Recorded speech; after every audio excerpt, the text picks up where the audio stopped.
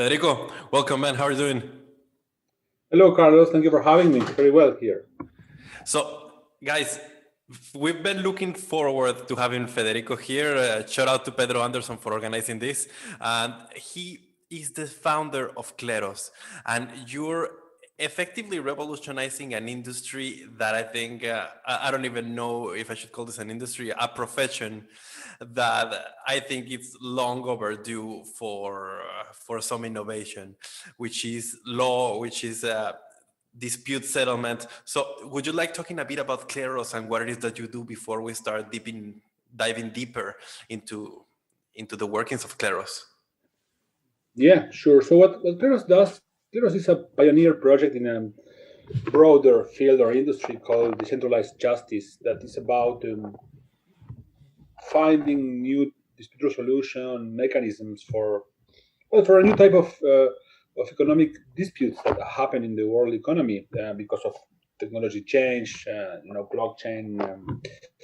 Like say, for example, there is two people who make enter into a contract. Like let's say, Carlos, I hire you to build some software for me, some like a website, let's say, and you are from Mexico and I'm in Argentina, and right, and we make an agreement, and let's say I'm sorry, Fede. Just for people listening that might be suffering because of this. Every time you're moving your hands, you're hitting. I think there is a cable or something, and it's okay, pa, pa. So yeah. okay.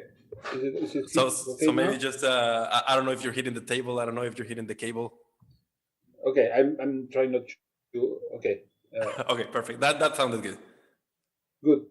Okay, so let's start again. So Kleros is a part of it's pioneer in an industry called decentralized justice that is about how disputes are solved in this new world economy where we are living because of digital transformation, because of globalization. So let's say I hire you for like a website contract. I know I'm in Argentina, you're in Mexico, and then we make this agreement, and then there is a dispute, right?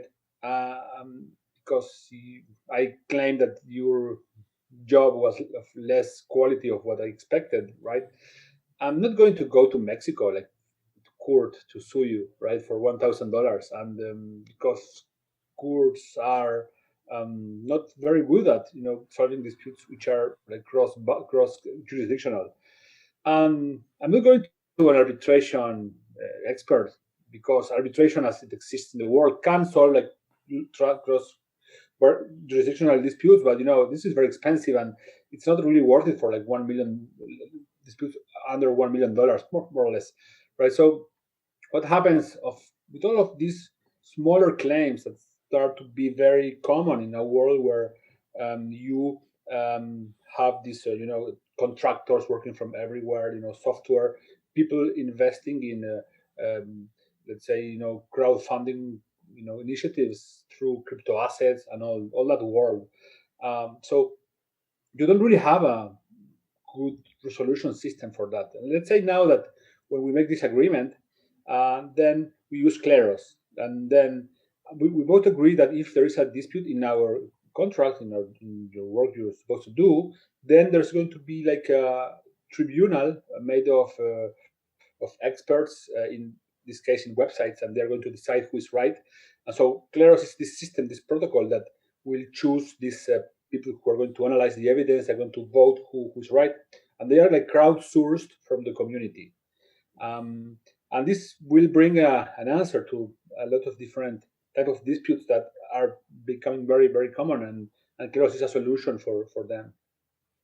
I mean, and first of all, good thing that you managed to fix the sound, because for those that might not be familiar with this, telling an Argentine not to speak with his hands is sort of a crime against humanity. Now that we're talking about disputes.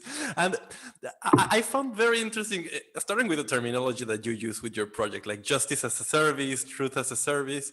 I think this is something that hasn't been thought of it this way. And that is sort of what blockchain is really good for, right? Like governance and making people agree with each other and providing incentives for markets and societies to actually function, right? And I guess The first thing that I would like to put on the table for everyone that would want to know what extent this can be applied, I'm sure that, well, you already laid out the example of freelancers working across the globe and disputes in economic matters. But what else can these sort of systems of governance or justice in the blockchain can be applied for?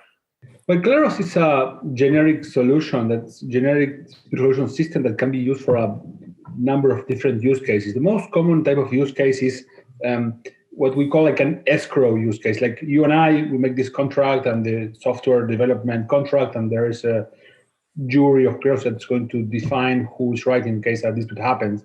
But then there are other kind of use cases that are more connected to compliance in the following sense. Like, for example, we are going to a world of crypto assets that are going to be traded into decentralized exchanges, right? Like Uniswap, right? And how does Uniswap or how does any decentralized exchange decide, well, which tokens to list? Especially in a world where we have like lots of people trying to make scam tokens in order to, well, scam people, and so they do Ponzi's or they try to impersonate real tokens with fake tokens and all that kind of things.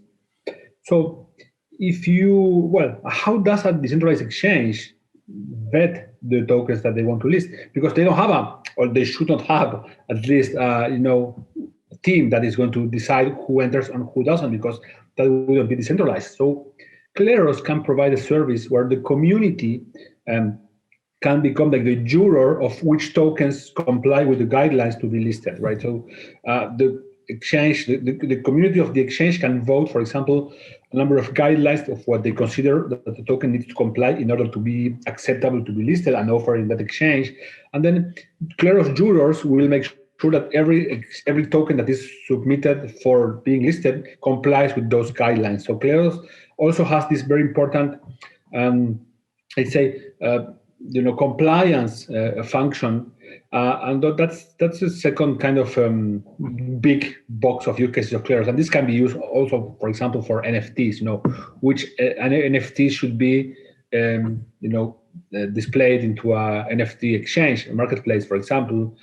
And the third big use case of Kleros is for the distributed solution in the context of oracles. So as you know, an oracle is this device that puts information from outside the blockchain into the blockchain, and because depending of what the outside information is, a smart contract will or will not be triggered. Like oracles are very useful in the case, for example, of weather insurance contracts for crops and agriculture, and then in this situation you have to decide whether, okay, did it rain more or less than 10 millimeters? So if it rained less, so there is a drought insurance that needs to be paid to the producer, right? And what if there is a dispute? The producer says it rained less, and the insurance company says it rained more, right? And if the oracle, you have this type of dispute, then you potentially have a situation that Kleros can solve, which is like kind of related to oracles and to a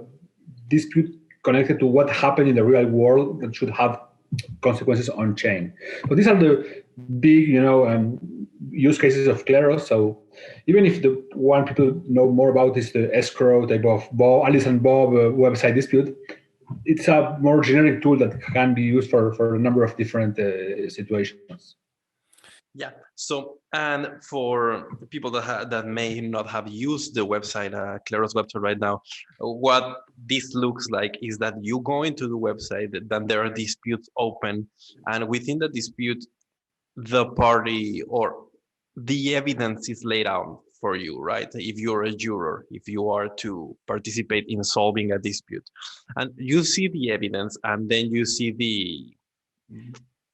the rules that sort of both parties had signed up to had agreed upon, and then you have to decide whether the evidence fits the rules or not, right? So in the case I was looking at, you had this case of I think it was something like KYC. It was an identification process, and they were trying to determine whether the picture that got automatically rejected because it had a reflection on the dude's face. It was supposed to be to be within the guidelines, and I think Yeah. that's a great way of sort of eliminating humans from the equation, right? In the end, what you want is that these sort of small things can solve each other, can sort themselves out. Well, but Kleros, it's not meant to replace humans. It's actually it's meant for situations where you need humans to decide some dispute or some situation where you need some neutrality, but cannot be solved exclusively through like an automated way, or like if you can just you know solve some situation by only smart contracts because everything is deterministic and everything is clear. So you don't need Kleros. Just the contract enforces whatever needs to be enforced. But there's a number of situations where there is subjectivity, like the case of Alice and Bob of the website. It's there was a contract, there was a product, and it's not that clear whether the contractor complied or not with the requirements of the contract. So in these type of situations, you need some way to resolve the subjectivity. And you need people to assess this. Sometimes, in some use cases which are more simple, you can potentially have some AI do it, right? If some AI can understand what's going on, and if everything is easy to put into parameters which are objective, that's fine. You can use an AI.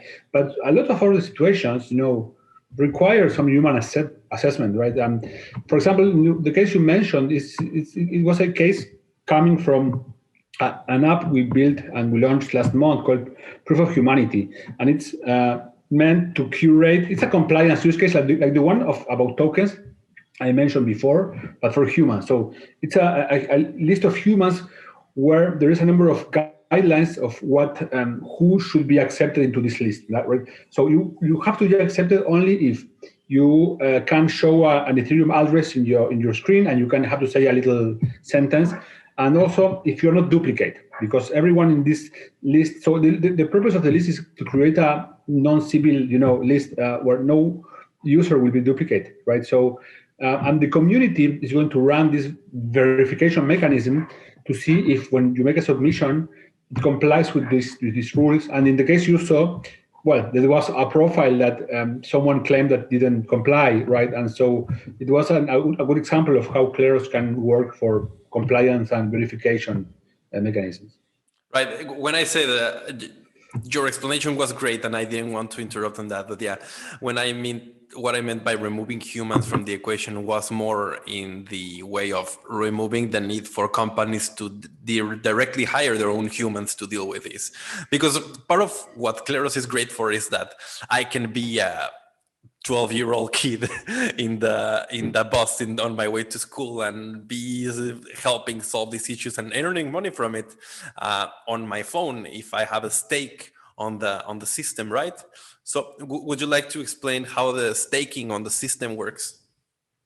Yeah, absolutely. So, and you could be not only a 12-year-old, you can be a dog or a fridge, because on the internet, no one knows you're a dog.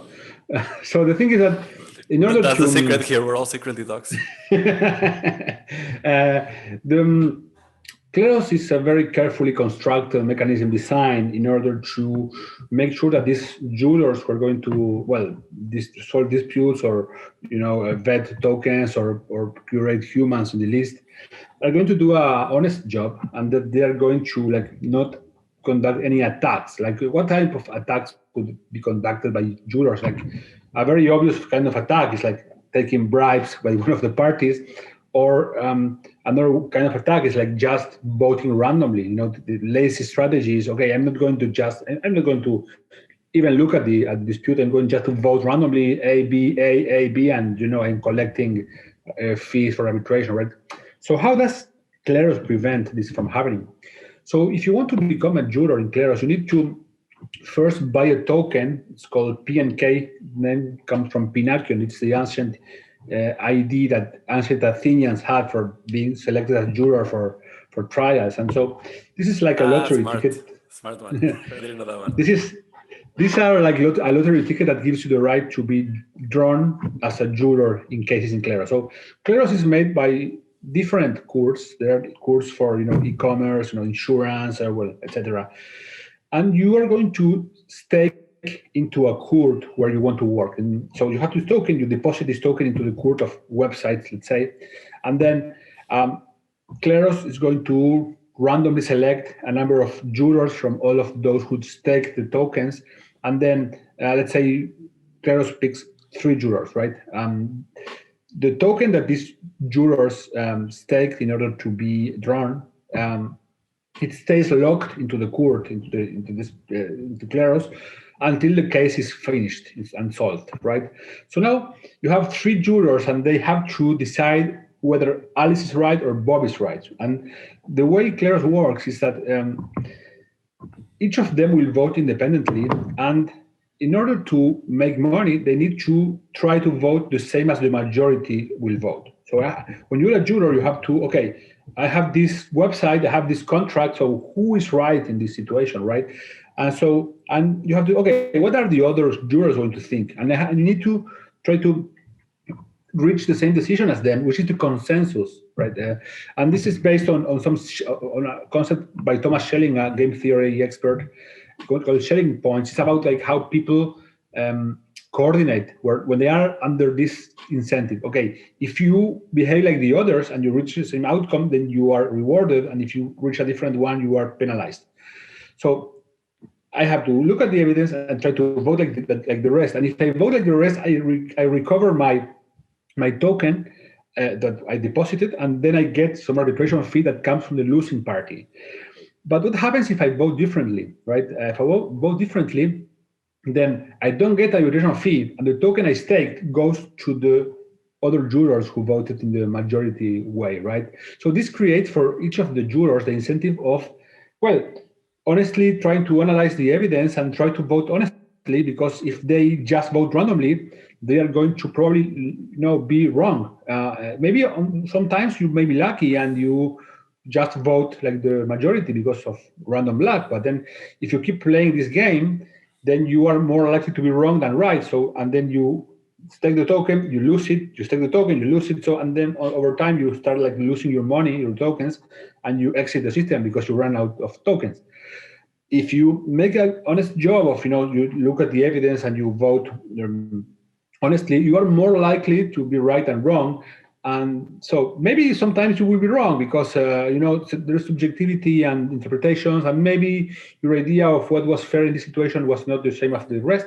But on average, if you keep playing this game, then you will more likely be right than wrong, and then you will collect the token lost by the jurors who vote incoherently, and you get the fees of arbitration, and then you make money. So this kind of aligns the honest incentives, the making an honest job with truth, with finding the truth. And that's how Kleros works, and that's one of the main, features of decentralized justice, this possibility of, having the collective intelligence collaborate through very clever incentives in order to reach the desired goal. I think, well, you said the key word here, and that's subjectivity. Because if we were dealing with things that are not subjective, we wouldn't even need justice, right? Or we wouldn't even need courts. Everything could basically go through a smart contracts or through an AI or whatever, and people it could sort itself out. And when Federico talks about Bob and Alice, just because some people might not have gone to your website yet, he's referring to a YouTube video that you can find on, is it Kleros.io? Yeah, Kleros.io. Yeah. On Kleros.io is basically a 1-minute explanation of what they do. It's great if you can look it up and would like to learn a bit more about how Kleros works. I think, well, there are two things that I would like to touch on. And one is, first of all, subjectivity. Because when you have a dispute and you have people assessing, let's say, subjective evidence, there's a chance that they might take the wrong decision, right? Or there's a chance that more information arises that contradicts the original result of the voting. So I understand that you have an appealing system, but I don't really understand how it works, or I didn't look too much into it. Could you explain it, please? Yeah. So the example I gave you in the first first question, about the three jurors, it was kind of a simplification of how it works. In the end, so there are like maybe in the first round there are three jurors, but it doesn't end there. If the losing party is dissatisfied with the ruling, so what it can do, it can appeal, right? And when you appeal in Kleros a ruling, so there's going to be another jury, another panel that's going to be drawn, and whatever this new panel decides is going to revoke what the previous panel decided, right? So, and also this new panel, after the appeal, is going to have twice as many jurors plus one. So if in the first round we have like three jurors, the appeal panel will have 7. And if there is another appeal, it's going to have 15, and then 31, and then so on. So the thing is that the trial of the century, basically. Well, it can go to 500 because that's the Supreme Court of Kleros has 500, and then it's over. Whatever that panel decides, it's the final. It's considered final. But so why is the appeal system important? So let's say that we are jurors in the first. You and I are jurors in the first round, and then we are friends, and we know the guy who is we know Alice, and we want to vote for Alice, right? So yeah, okay, we collude and we get Alice to win, but then Bob is unhappy about this, and so he believes that it was unfair, and he believes there was some collusion. So he can appeal, and now there's going to be a new panel of 7 jurors in which we will try to be drawn again. But there's going to be more jurors, and these guys, well, we may not know them, and they may not know this, right? So whatever these guys decide is going to overthrow, so it's going to revoke our vote, and our reward as jurors is going to be decided not by how we coordinated with the rest of the jurors in our round, but with the last round, right? So if there was another appeal, it's 31 and 65, and it starts to go up, it becomes harder and harder and harder for a malicious party, a malicious Alice, to try to bribe more and more jurors, because it's, well, more likely that they will accept it. So in the end, if you analyze this from the point of view of incentives, so the jurors who are in the first round, since their payoff will depend on what the jurors in the last round will vote, they have the incentive of trying to figure out what would be the decision that would be made in this case by assuming 500 jurors were drawn. What would the community as a whole decide on this case? Which is another way of saying, like, what is the moral sentiment of the community, or the fairness sentiment of the community in this particular case, following the rules that the community, or that we as jurors think that the community thinks are relevant for this case, right? So this is the magic of Kleros, this way of like pulling, of having each of the jurors kind of think what the community would think. It's kind of an exercise in empathy, which is aligned also with our payoff. So it's very sophisticated, and a big part of our team is made of mathematicians who are optimizing this type of model in order to make sure that it doesn't produce wrong results and the incentives are correct for Kleros to work. I think you sort of answered a couple of the questions I had for you, like in the middle of that explanation. And I really like the way this is thought out. Just as a follow-up, do you have any penalization, let's say for Alice in this case, who is a malicious actor, who's bribing people to vote for her? And if there is an endless string of appeals that eventually leads to her being wrong, is there a penalization for her for continuing to appeal? Yes, because she has to pay for each appeal round, right? So if she goes all the way and she appeals and she appeals and she appeals, because she's trying to break the system, and she tries and she tries, and she reaches the final court, and then in the final court she gets the ruling that doesn't favor her, so she's going to lose all of the fees she paid along the way. So if you are Alice, then what happens is that, okay, what is my payoff? Okay, let's say you have two options. If I kind of break the system, okay, this is what's going to cost me in bribes to all of these jurors I need to bribe. But what if it goes to the final round, and then I lose? So okay, I have this dispute with Bob, which I'm going to win like wrongfully because I broke the system. But okay, so I'm going to make this out of the dispute. I'm going to win to Bob, but this is what it's going to cost me to bribe the jurors, and this is the risk I will run, that if I get it wrong, I'm going to lose like a lot of money. So this is important because this also acts as an incentive to keep Alice honest in the first place. So she might not even try it, because when she makes the little math of what she might win and lose, maybe it's not worth even to try to do this. What I also think is very smart is the fact that the size keeps scaling up, right? So you eliminate sort of the factor of people having a mass delusion or having a little bias, statistical bias that favors such and such outcome. I think then what I would really think is the next step is goes goes towards evidence, right? Because for there to be a case, people need to be able to provide the let's call it the contract that they initially signed, and they have to provide the evidence that the contract was broken in such and such a way. So how do you prevent people from fabricating evidence or just coming up with stuff? Well, people, when they are in a dispute in this website or the contract, so, well, people can try to fabricate evidence. And there is, well, if this happens everywhere, if you have a dispute, eBay and against another user, and then that is going to be solved, like, by, if in some way eBay's internal court, Kleros, if you want. And people will try to fabricate evidence. Yeah, well, this is the WhatsApp, the print screen of what he said, and this is what I said. And maybe people are going to Photoshop all that and try to fabricate evidence and all that. So in the end, if jurors become, well, experts in the cases where they work, remember, jurors try to stake the tokens into the court where they have the expertise. So they, at some point, they might be able to detect what looks like a scam or fabricated evidence and what doesn't.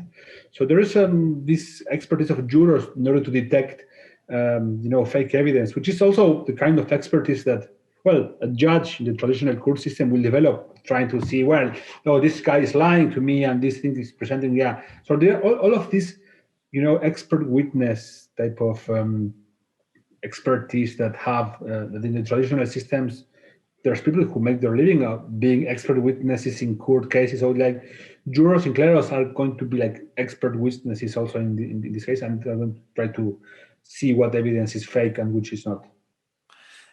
A common question, well, when it comes to every business model, not just yours and not just things on the blockchain, but in general, is does this scale?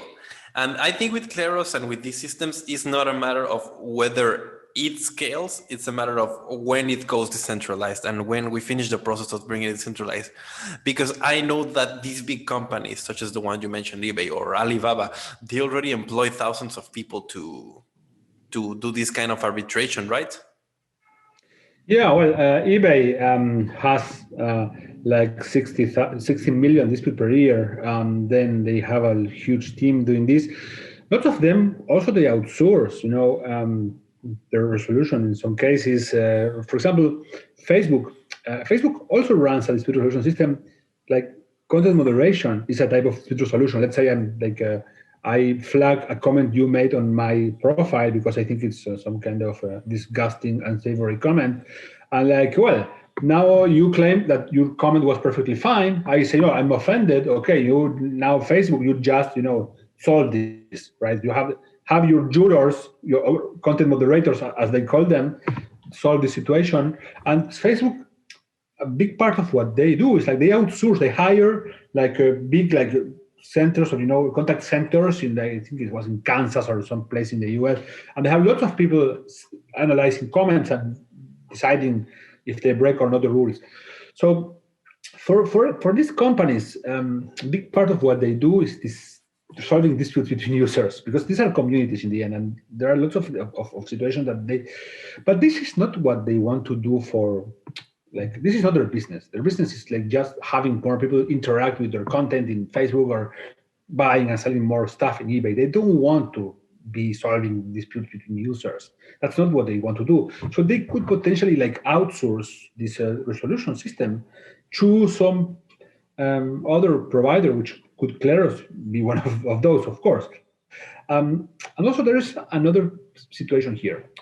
Like, let's say that you have a big user in eBay, which so there's a complaint by a small user to a big seller on eBay, and this seller, well, it produces like millions of dollars every year for eBay. And now they have like two users, one big one and the small one, and they don't want to piss the big one if there's a dispute with the small one, because they prefer to keep the big customer happy. So in this way, it's kind of these systems of resolution. They don't deliver justice. They deliver kind of customer support. But the small guy, well, he's going to feel, well, not very good, because he's going to be not favored by a system that is going to, in the end, what is the system optimizing? It's optimizing the business of eBay, not fairness. So Kleros does deliver fairness, because jurors are going to make a decision based on the rules of engagement and not on who the parties are.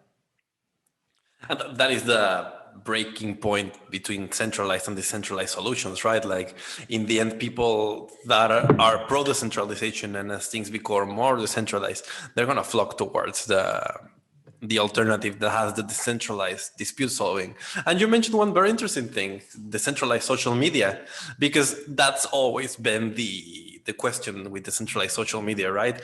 Is it going to be full of graphic stuff because people are just going to go there spam thing?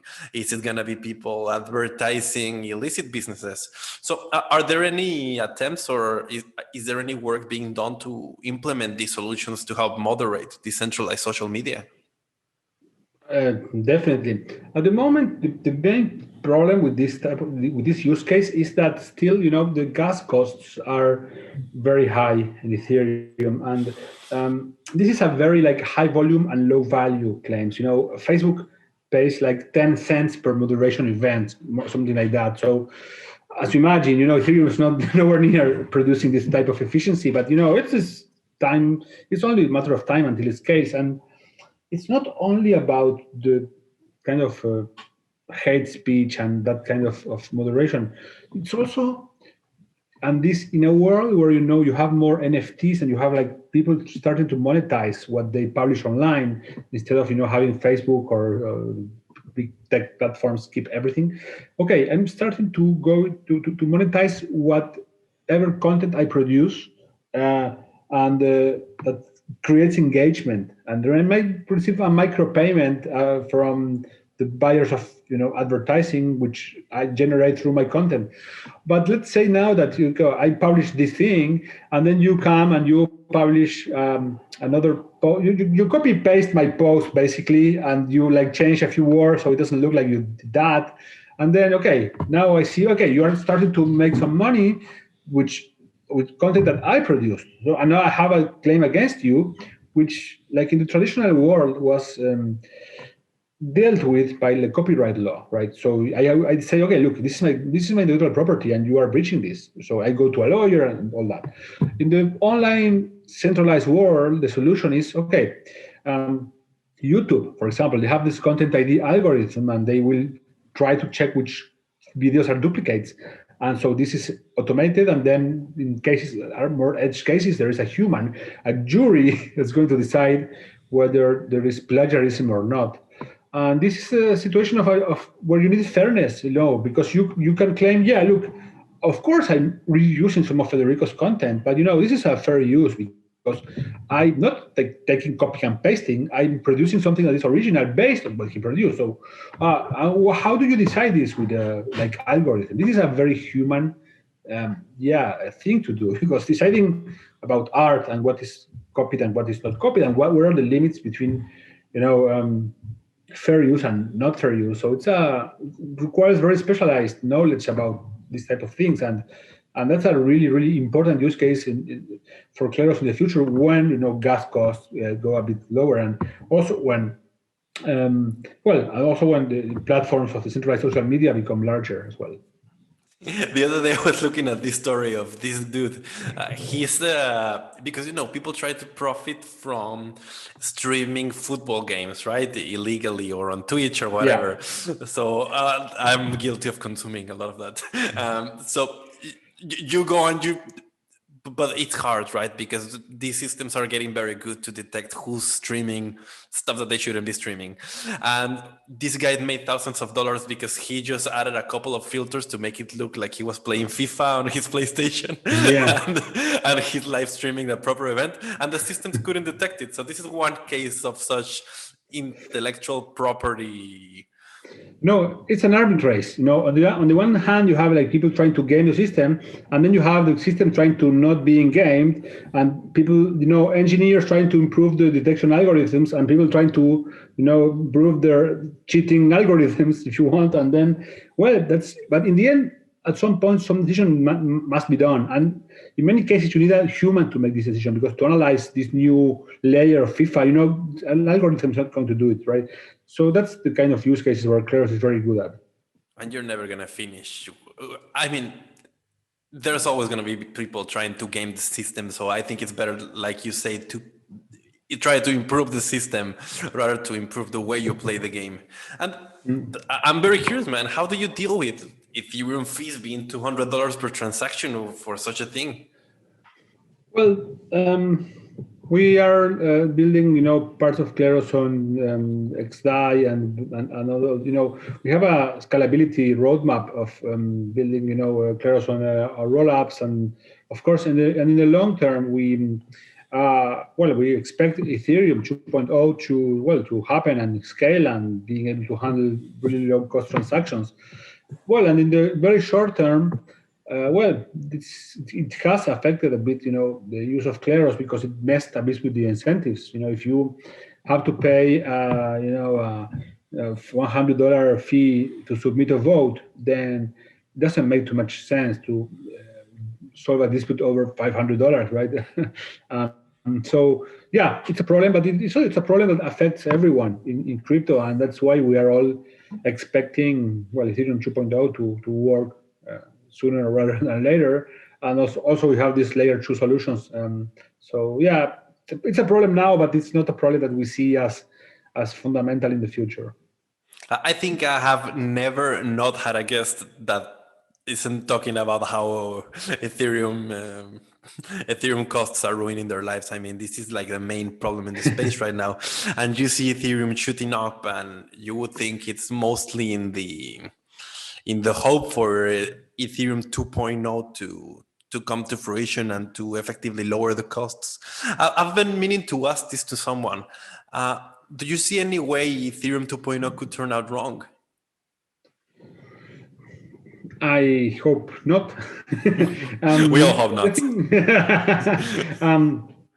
The thing is that, okay, let's say there is the worst case scenario. Ethereum 2.0, it doesn't work because of the way in which it's built or whatever. But in the case of Kleros, this would not be the end of the world, because Kleros is in the end is agnostic. It's blockchain agnostic. Kleros is built on Ethereum because it's the the blockchain where there is more users at the moment, and where the services of Kleros are more needed.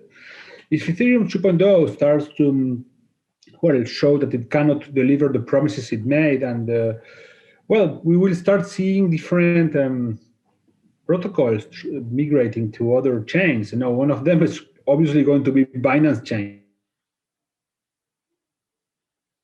Very well could migrate to Binance chain in order to work for the protocols being built there. So I really hope that Ethereum is going to work, and expect it to work, but it wouldn't be the end of the world for Kleros should that happen. Are there any concerns that cross your mind with, for example, for Binance Chain, being that it's not, or it's decentralization, it's built on a very weak idea? Well, they say it's decentralized. I mean, this on this in blockchains you have this kind of well, you always had this kind of dilemma. Okay, you want more efficiency and more speed. Okay, just accept a little bit less decentralization, or you want full centralization. Okay, well, but maybe it's not going to be as fast and efficient. Like, if you read this very interesting and very clever thesis by the bankless guys, protocol sync, what they say is that the blockchains or the protocols that are going to attract more users and more capital in the long term are those that can guarantee to the users that they are going to maintain neutrality. Like, I could be interested in like moving to some consortium or not decentralized chain in the short term if this enables me to have more efficiency because I want to have cheaper costs. But in the long term, the trade-off you have there is that, okay, yeah, what if the owners of this chain, they start to impose conditions that were not there in the beginning, and then I am kind of a hostage because I already built all my infrastructure in some place where one guy in the end is going to decide who is the owner and what's going to happen. So that's why if you are believing this thesis of the protocol sync thesis by the bankless guys, and this is the same thesis of this very famous article by Chris Dixon from Andreessen Horowitz, Why Centralization Matters. Well, if you build something more decentralized, you are more likely to succeed than if you build something that is more, centralized, but it's more efficient in the short term. Because people are, in the end, when they think of a long-term investment, they're going to choose the decentralized one. All right, perfect. And we've talked about social media. We've talked about going fully centralized. All the different apps that you were offering, such as Truth as a Service. Is there anything in your catalog that we haven't covered and you think people should know about?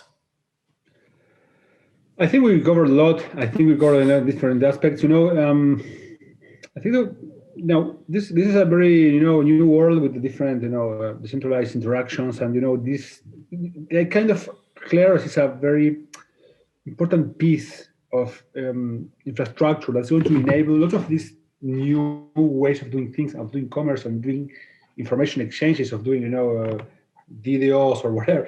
So it's going to be needed for a lot of use cases. So what our vision is try to, okay, all of you guys building decentralized applications on Ethereum or other blockchains, most of you will have disputes where you need some subjectivity resolving, this jury, because smart contracts are smart enough in order to self-execute at code, but they are not smart enough to decide subjective situations, right? So you just, plug your app into Kleros, and Kleros will give you back the decision made by a jury in a decentralized way, in a efficient way, and all that. And so you don't have to worry about disputes. You just have to worry about your protocol and your your core business, let's say, right? So this is the concept of justice as a service, as we discussed before, and it's very relevant for the world of decentralized finance, the world of NFTs, the world of e-commerce, the world of whatever. This decentralized will have some need for a service like Kleros. I mean, anything that needs humans and anything that needs to affect the whole world, I would think, because that's one of the big issues when you're setting up something that's on the internet, right? That anyone could use it, and you need to define the legal aspects of it, and it costs thousands and thousands of dollars and even millions to set up a legal team. So that's where I wanted to land, because this is where what everyone wants me to ask you right now is, when can I fire my lawyer? When is Kleros taking over? I don't think that Kleros competes with lawyers. I think that Kleros addresses a number of situations that are not legal disputes. The kind of situation where Alice and Bob on the website, or this verification of tokens in a global marketplace with different. These are situations that really either they are like low cost, like a website, and lawyers will not take them, or they just are more situations where it's more like let's say non-legal kind of dispute. For example, an example I didn't mention, but let's say esports. You have all these tournaments of people like playing games online, and there are games where, well, tournaments where they distribute like thousands of millions of dollars in prizes, and there's people who try to cheat, and there are disputes. Oh, well, this guy, look at this guy, look at this player. He did this type of behavior.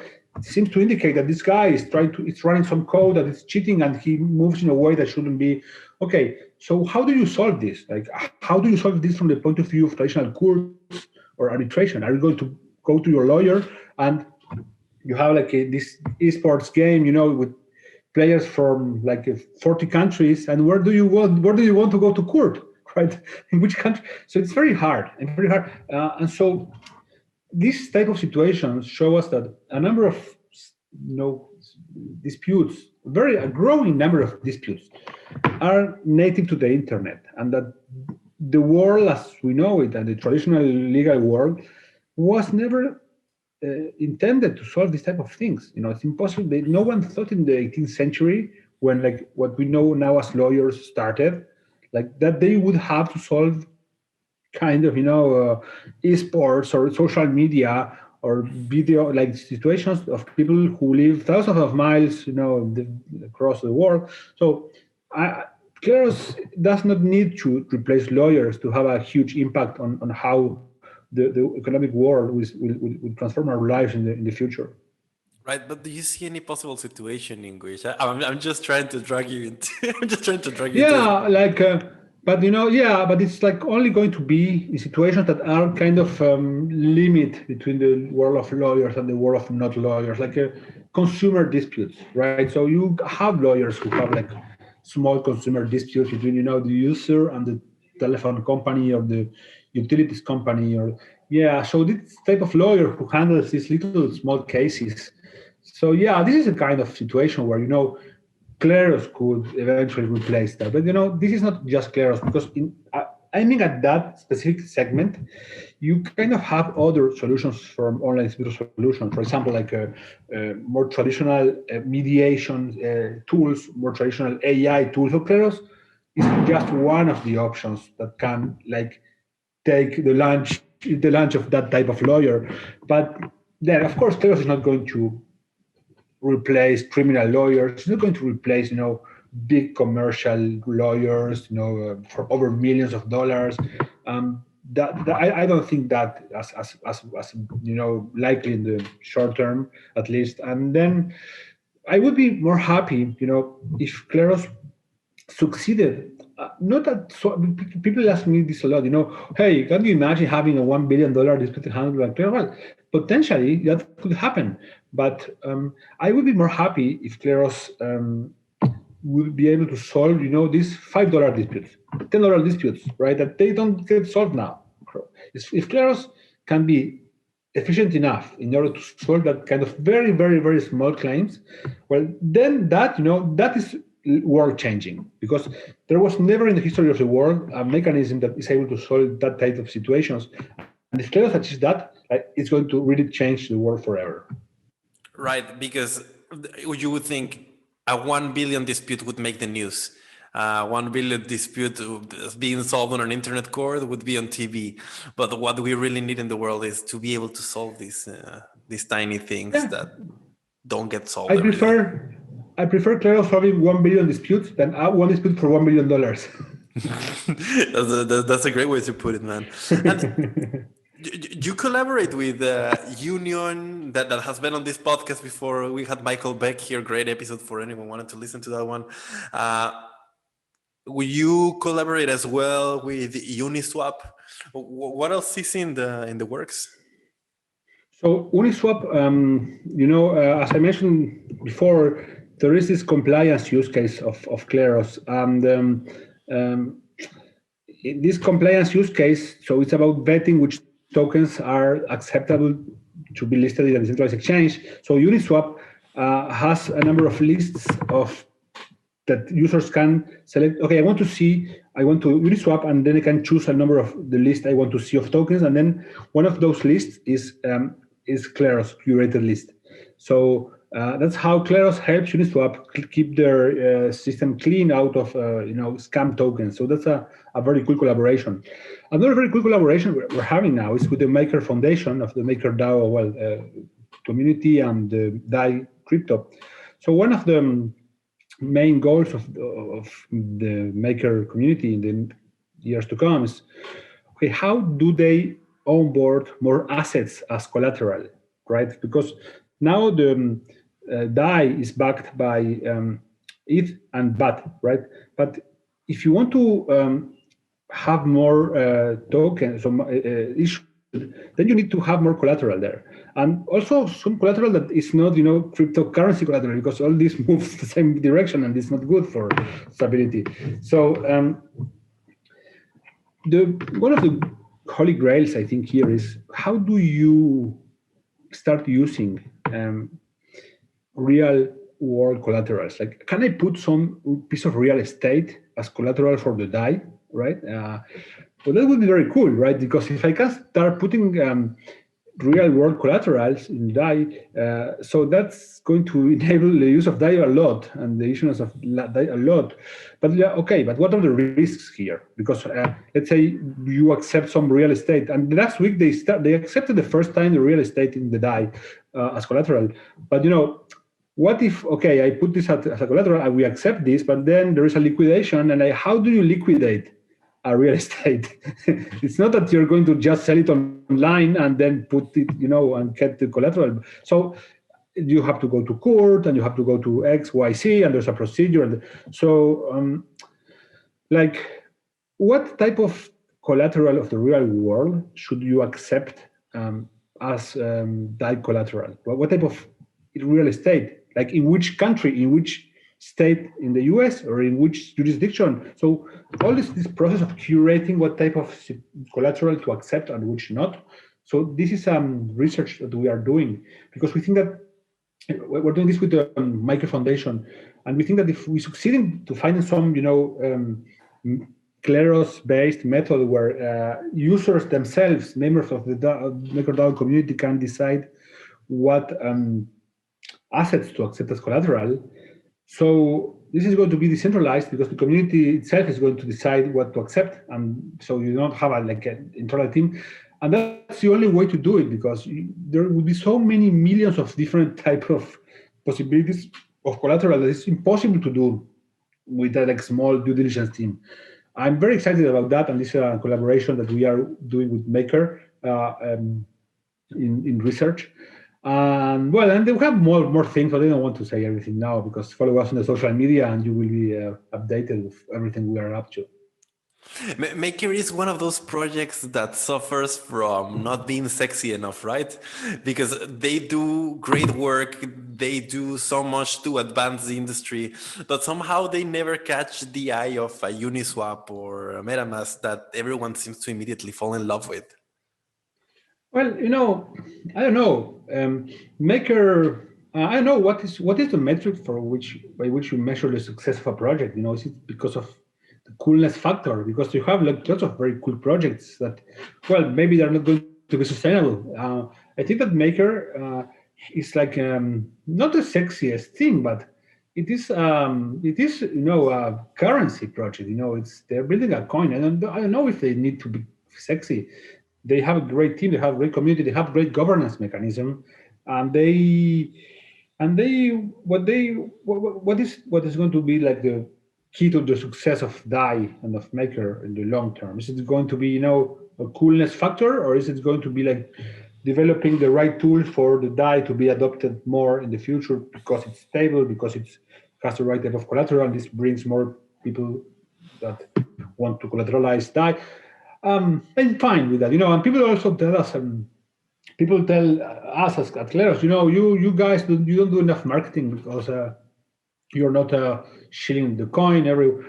We don't need to do that. We have a vision and goal we're executing, and we don't need to pay anyone to market our coin or whatever. People, then, as Warren Buffett says, in the short term, the market is a voting machine, but in the long term, it's a waiting machine. So each project, the fundamentals will in the end prevail, and I think the Maker fundamentals are probably going to to prove much stronger than many projects fundamentals that they seem to be more shiny in the short term. And you see that with every good project, right? Like if they're building good enough technology, if they're building good enough solutions and things people actually want, they don't need the hype, because the hype eventually builds itself, right? And it builds itself on a community that actually wants the thing and actually appreciates the thing that you're building, rather than people that just want it because it's the new shiny thing that Elon Musk or Justin Sun or whoever did. I'm going to let you go after after this one, because I realize we're over time already and that you have things to do. But you touched on oracles before, and that's something that I'm really interested on these days. And in this world of crypto and blockchain, you always have to be researching, right? Like you can never skip a day of reading because there's always something new happening. So where would you advise someone that wants to learn about oracles, that wants to learn about why they're important, or what would you tell them in order to get started in this world? In order to start in the world of oracles, well, I am. Well, by the way, I have my gnosis shirt. So I didn't notice that. I thought it was a Monero shirt. No, it's gnosis. They are partners. Are partners. Yeah. So that. So, we don't pay anyone to shield our coins, but we shield. No, I know.